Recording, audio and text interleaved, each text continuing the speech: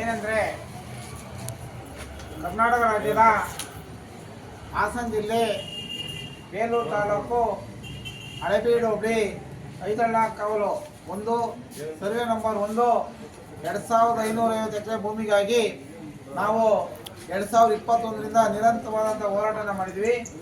ಆ ಭೂಮಿಯು ಸರ್ಕಾರಿ ಭೂಮಿಯಾಗಿರುತ್ತೆ. ಸರ್ಕಾರಿ ಭೂಮಿಯಾಗಿದ್ದು ಅದು ಹಿಂದಿನ ಕಾಲದ ರಾಜ ಮಹಾರಾಜರು ಅಂದರೆ ಕದಂಬರು, ಚಾಳುಕ್ಯರು ಮತ್ತು ರಾಜರು ಆಳಿದಂಥ ಕಾಲದಿಂದಲೂ ಆ ಭೂಮಿ ಸರ್ಕಾರಿ ಆಗಿರುತ್ತೆ. ಆದರೆ ಅರಣ್ಯ ಇಲಾಖೆ ಏನಿದೆ ಪದೇ ಪದೇ ಹೋಗಿ JCBನ ತಗೊಂಡೋಗಿ ಅಲ್ಲಿ ಕೆಲಸ ಮಾಡೋದು, ಟ್ರಂಚ್ ಹೊಡೆದು ಈ ಒಂದು ಕುತಂತ್ರವನ್ನು ಮಾಡ್ತಿತ್ತು. ಇಂದು ಸಹ ಮಾಡಿತ್ತು. ಅವಾಗಲೂ ಸಹ ನಾವು JCBನ 3 ಸರಿ ಕಳಿಸಿದ್ದೀವಿ. ಈಗ ನಮಗೆ ಗೊತ್ತಿಲ್ಲದಂಗೆ ಮೊನ್ನೆ ಭಾನುವಾರ ನೈಟು ರಾತ್ರಿ 12 ಗಂಟೆ ಹೊತ್ತಿನಲ್ಲಿ ತಗೊಂಬಂದು JCBನ ಇಳಿಸ್ಬಿಟ್ಟು ನಿನ್ನೆ ಏನೋ ಕೆಲಸ ಮಾಡ್ತಾಯಿದ್ರು. ಅವಾಗಲೇ ಹೋಗಿ ಆ ಕ್ಷಣದಲ್ಲೇ ನಾವು ಏನು ಕೆಲಸ ಮಾಡ್ತಿದ್ರು ಅದನ್ನು ನಿಲ್ಲಿಸಾಯಿತು. ಅವರಿಗೆ ಎಚ್ಚರಿಕೆಯನ್ನು ಕೊಟ್ಟಿದ್ದೀವಿ.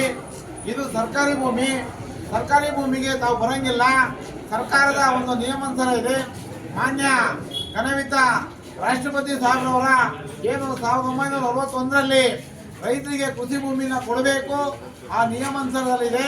ಅದರಿಂದ ನೀವು ರಾಷ್ಟ್ರಪತಿಯವರಿಗೆ ದೊಡ್ಡವರಲ್ಲ, ಅವ್ರ ಕಾಯ್ದೆ ಅಡಿ ತುಂಬ ರೈತರಿಗೆ ಜಮೀನನ್ನು ಕೊಡಬೇಕು ಅಂತೇಳಿ ಆದೇಶಗಳಿದೆ. ಆದರೆ ಇದು ಸರ್ಕಾರಿ ಭೂಮಿ ಆಗಿರೋದ್ರಿಂದ ಯಾವುದೇ ಕಾರಣಕ್ಕೂ ಈ ಭೂಮಿನ ರೈತರಿಗೆ ಹೊರತು ಬೇರೆಯವರಿಗಲ್ಲ ಅಂತ ಹೇಳಿ ನಾವು ನಿನ್ನೆ ಹೇಳಿ ಅವರಿಗೆ ಎಚ್ಚರಿಕೆಯನ್ನು ಕೊಟ್ಟು ಇವತ್ತು ಬೆಳಿಗ್ಗೆ 8 ಗಂಟೆ 20 ನಿಮಿಷದಲ್ಲಿ JCBನ ಕಳಿಸಿದ್ದೀವಿ. ಲಾರಿಗೆ ತುಂಬಿ ತಗೊಂಡು ಹೋಗಿದ್ದಾರೆ. ಮತ್ತೆ ಪದೇ ಪದೇ ಏನು ಇದೇ ರೀತಿ ಬಂದರೆ ನಾವು ಹಿಂದಿನ ಸಹ ತಹಸೀಲ್ದಾರ್ಗೆ ಹೇಳಿದ್ದು ಅವ್ರು ಏನಾರ ಹೋಗಿ ಟ್ರಂಚು ಪಂಚು ಹೊಡೆದು ರೈತರು ತೊಂದರೆ ಮಾಡಿದ್ರು ಆದರೆ ನಾವು ಚಿಕ್ಕಮಗಳೂರು ಮತ್ತು ಬೆಂಗಳೂರು ರಾಷ್ಟ್ರೀಯ ಹೆದ್ದಾರಿ ತಾಲೂಕು ಆಫೀಸ್ ಮುಂದೆ ಪೂರ್ತಿ ಬಂದ್ ಮಾಡ್ತೀವಿ. ನಿರಂತರ 1 ದಿನ 2 ದಿನ ನಾಟಕ ಆಡ್ಕೊಂಡು ಹೋಗೋ ರೈತರೆಲ್ಲ ನಾವು ವಿಶ್ವ ರೈತ ನಾಯಕ ಪ್ರೊಫೆಸರ್ ನಂಜುಂಡಸ್ವಾಮಿ ಅವರ ಶಕ್ತಿಯ ಆಧಾರದಲ್ಲಿ ಬಂದಿರೋರು. ನಾವು ಈ ಜೈಲು ಇವೆಲ್ಲ ನೋಡಿದ್ದೀವಿ. ಆದರೆ ಮಿನಿಸ್ಟ್ರುಗಳು ಆಗಲಿ ಯಾರೇ ಆಗಲಿ ಈಗಾಗಲೇ ಸೂಕ್ತವಾಗಿ ಮಾಡಿಕೊಡ್ಬೇಕು. ನಾವು ಈ ವಿಚಾರವಾಗಿ ಮೊನ್ನೆ ಸೆಷನ್ನಲ್ಲೂ ಮಾತಾಡಿದ್ದೀನಿ.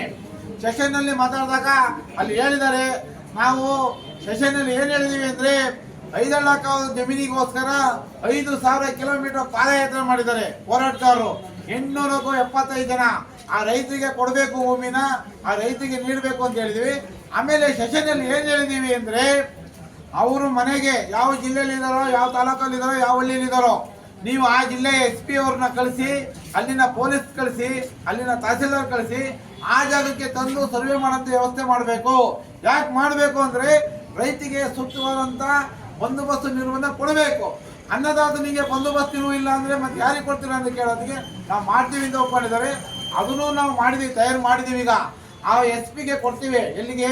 ತುಮಕೂರು ಕೊಡ್ತೀವಿ, ಚಿತ್ರದುರ್ಗ ಕೊಡ್ತೀವಿ, ದಾವಣಗೆರೆ ಕೊಡ್ತೀವಿ, ಹಾಕಿದ್ದಾರೆ. ಮೈಸೂರು ಹಾಕಿದ್ದಾರೆ, ಮತ್ತು ಹಾಸನದಲ್ಲಿ ಹಾಕಿದ್ದಾರೆ, ಅನೇಕ ಭಾಗದಲ್ಲಿ ಚಿಕ್ಕಮಗಳೂರು ಹಾಕಿದ್ದಾರೆ, ಕೋಲಾರದಲ್ಲಿ ಹಾಕಿದ್ದಾರೆ. ಎಲ್ಲ ಭಾಗದ ರೈತರು ಹೋರಾಟ ಮಾಡಿ ಭೂಮಿಗೋಸ್ಕರ ಮಾಡಿದ್ದಾರೆ. ಆ ಭೂಮಿ ಮಾಡಿದಂಥ ಹೋರಾಟಗಾರರಿಗೆ ಆ ಭಾಗದ ತಹಸೀಲ್ದಾರ್ವರೆಗೂ ಕೊಟ್ಟು ಅಲ್ಲಿಂದ ರೈತರನ್ನ ಆ ಸರ್ವೆ ಮಾಡೋ ಜಾಗಕ್ಕೆ ಸೂಕ್ತವಾಗಿ ಕರ್ಕೊಂಡು ಬಂದು ವ್ಯವಸ್ಥೆನ ಮಾಡಬೇಕಾದ ಜವಾಬ್ದಾರಿ ಸರ್ಕಾರದಿಂದ ಅವರಿಗೆ ತಿಳಿಸಿದ್ದೀವಿ.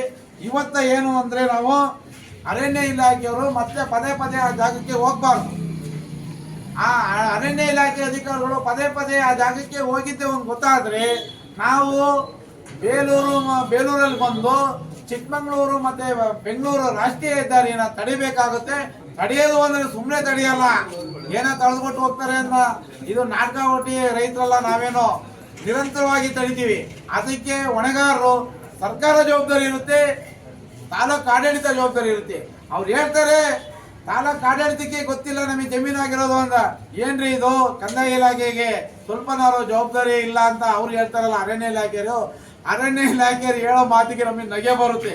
ಕಂದಾಯ ಇಲಾಖೆ ಅಂದ್ರೆ ಏನು? ಕಂದಾಯ ಇಲಾಖೆನೇ ಜವಾಬ್ದಾರಿ. ಇವತ್ತು ಸಮಾಜ ಇಲಾಖೆಗೆ ಜಮೀನು ಕೊಡುತ್ತೆ ಅಂದ್ರೆ ಕಂದಾಯ ಇಲಾಖೆ, ಒಂದು ಡಿಪಾರ್ಟ್ಮೆಂಟಿಗೆ ಜಮೀನು ಕೊಡುತ್ತೆ ಕಂದಾಯ ಇಲಾಖೆ, ಇವತ್ತು ನನಗೆ ಜಮೀನು ಕೊಡೋದು ಕಂದಾಯ ಇಲಾಖೆ.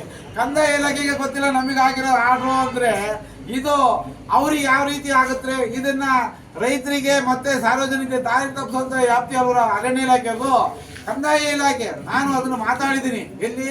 ಸರ್ವೆ ಆಯುಕ್ತರ ಹತ್ರ, ಬೆಂಗಳೂರಿಗೆ ಸರ್ವೆ ಆಯುಕ್ತರು ಮಾತಾಡಿದಾಗ ನಾವು ಯಾವುದೇ ಭೂಮಿನ ಅರಣ್ಯಕ್ಕೆ ಕೊಡಲ್ಲ ಸ್ವಾಮಿ, ಅಳಿಯಲ್ಲ ಅಂತ ಹೇಳಿದ್ದಾರೆ. ಮತ್ತೆ ಇವ್ರಿಗೆ ಅಳಿಯೆಲ್ಲ ಮಾಡಲ್ಲ. ಇವ್ರು ಹೋಗ್ಬಿಟ್ಟು ನಮಗೆ ಬಂಡೆ ಮಾಡ್ತೀವಿ ಸರ್ ಅಂತ. ಬಂಡೆ ಏನು ಬೇಡ, ಬಂಡೆಲಿಗೆ ಏಕೆ ತಿಂದ್ರೆ ಕಲ್ಲು, ನಾವು ರೈತರು ಕಲ್ಲು ಭೂಮಿಲಿ ನಮಗೆ ಗೊತ್ತಿಲ್ಲ ವಾತಾವರಣ. ಅದರಿಂದ ನಾವು ಹೇಳೋದೇನು, ನಮ್ಮ ಭೂಮಿ ನಮಗೆ ಉಳಿಬೇಕು. ಮತ್ತೆ ಭಾರತ ಸರ್ಕಾರದ ಏನು ಸರ್ಕಾರದ ನಿಯಮಾನುಸಾರದಲ್ಲಿ 14 ಲಕ್ಷ ಹೆಕ್ಟೇರ್ ಭೂಮಿನ ಬಿಡಬೇಕು ಅಂತೇಳಿ ಭಾರತ ಸರ್ಕಾರ ಸುತ್ತೋಲೆ ಕೊಟ್ಟಿದೆ. ಕರ್ನಾಟಕ ಸರ್ಕಾರ ಏನು ಕಾರ್ಯಪಡೆ ಮುಖ್ಯಸ್ಥರಿಗೆ ಹೇಳಿದಾರಂತೆ. ಕಾರ್ಯಪಡೆ ಮುಖ್ಯಸ್ಥರು ನನಗೆ 3 ವರ್ಷದಿಂದನೇ ಹೇಳಿದ್ರು. 3 ವರ್ಷದಿಂದನೇ 14 ಲಕ್ಷ ಹೆಕ್ಟೇರ್ ಭೂಮಿನ ಈ ರಾಜ್ಯಕ್ಕೆ ನಾವು ಬಿಡಬೇಕು, ನಮ್ದೇ ಅರಣ್ಯ ಭೂಮಿನೇ ಅಂತ ಹೇಳಿ ಅದಿದೆ ಸರ್ ಅಂತ ಹೇಳಿ. ಅದು ಇದ್ರೂ ಇಂಥ ಒಂದು ನಾಟಕನ ಕುತಂತ್ರವನ್ನ ಮಾಡ್ತಾರೆ ಅಂದ್ರೆ, ಇದೇ ತರ ಮಾಡಿದ್ರೆ ಅರಣ್ಯ ಇಲಾಖೆಯವರೇ ನಿಮ್ಮ ಮೇಲೆ ನಾವು ದೊಡ್ಡ ಪ್ರಮಾಣದಲ್ಲಿ ಹೋರಾಟ ಮಾಡ್ಬೇಕಂತ ಎಚ್ಚರಿಕೆಯನ್ನು ಹೇಳ್ತಾ ಇದೀವಿ. ಈ ಎಚ್ಚರಿಕೆಗೆ ತಾವು, ಯಾಕೆಂದ್ರೆ ನಾವೇನು ಹುಡುಗಾಟಿಗೆ ಹೇಳ್ತಾ ಇಲ್ಲ, ನಮ್ದೇ ಭೂಮಿ ಅದು 5 ಕಾವಲು, ನಮ್ಮ ಭೂಮಿನ ನಾವು ತಯಾರು ಮಾಡ್ಕೊಂಡಿದೀವಿ. ನಾವು ತಯಾರು ಮಾಡ್ಕೊಂಡು ಎಲ್ಲ ಏನೇನು ಮಾಡ್ಬೇಕು ಎಲ್ಲ ಅಭ್ಯಾಸ ಮಾಡ್ಕೊಂಡಿದೀವಿ. ನಾವೇನೋ ಸರ್ಕಾರಕ್ಕೆ ಯಾವ ರೀತಿ ಕೊಡ್ಬೇಕು ಎಲ್ಲ ಕೊಟ್ಟಿದೀವಿ ಅಂತ ಹೇಳ್ತಾ, ಮುಂದಿನ ದಿನಗಳಿಗೆ ಒಳ್ಳೇದಾಗ್ಲಿ ಅಂತ ನಾವು ಪ್ರೊಫೆಸರ್ ನಂಜುಂಡಸ್ವಾಮಿ ಅವರ ಆಶೀರ್ವಾದ ನಮ್ಮ ಮೇಲೆ ಇದೆ ಅಂತ ಹೇಳ್ತಾ ಇದ್ದೀವಿ. ಕನಕಂಜನಹಳ್ಳಿ ಪಟೇಲ್ ಪ್ರಸನ್ನ ಕುಮಾರ್.